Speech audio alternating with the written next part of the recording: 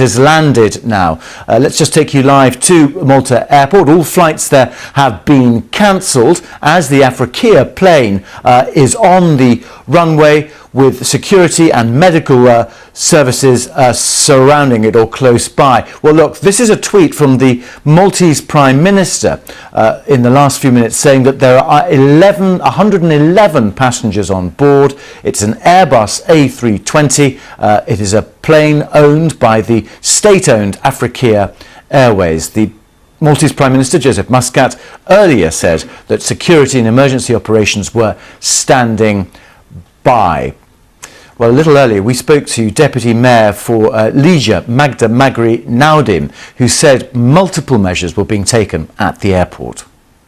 Well, Cathy, this very minute, our newscasters have just issued an address from the Prime Minister from Castile, where he said it's only a few minutes ago that he officially received a statement that a Libyan airliner was landing in Malta and it's hijackers, the hijackers on board. So in reality, although the situation was here already, he has just received the new official news now. And there is a committee meeting in Castile where a special committee to address the situation. However, the airport is closed, it's been completely closed and all flights are diverted. Flights coming in after 11:20 have been diverted. There are paramedics, there are soldiers, they're all security, there's the army, and they're all on standby to see what the next step is. Two people on board seem to have been threatening to blow up the plane if their requests are not met.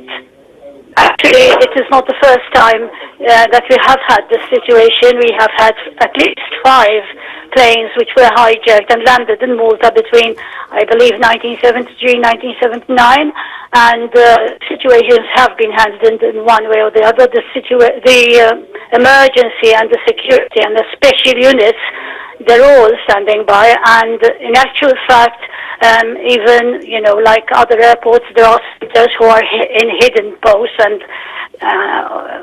in order not to alert the hijackers themselves, obviously. But the news keeps coming in. This is what we have, the latest. I mean, there is nothing else. The requests have not been made. This is a problem. We do not know what the requests are at the moment.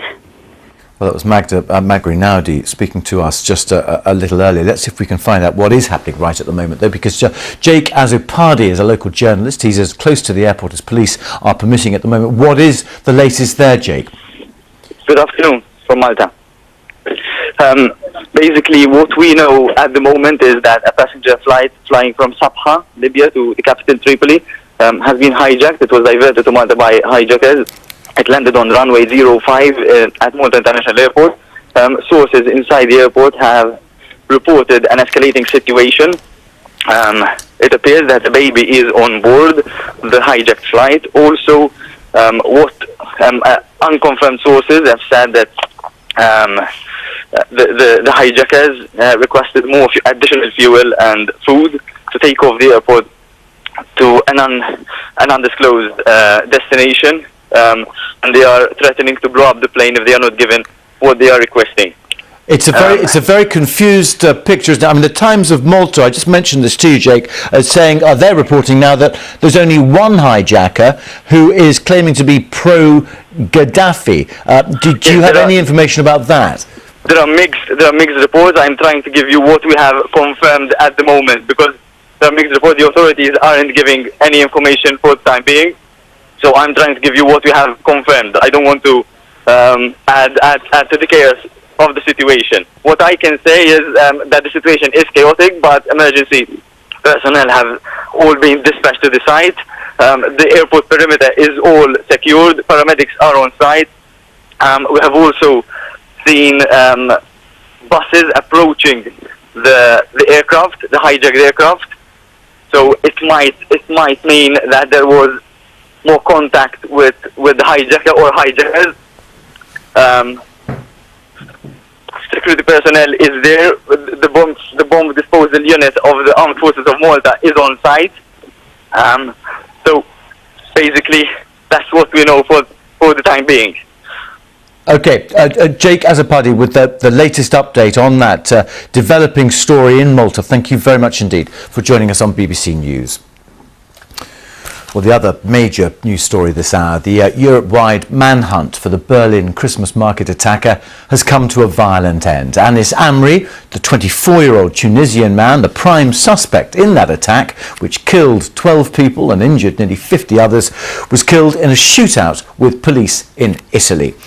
At a news conference in the past few hours, the Italian Interior Minister said Amri, who'd been acting suspiciously, had been confronted by two police officers in the Sesto San Giovanni area of Milan in the early hours of Friday morning, about 3 o'clock.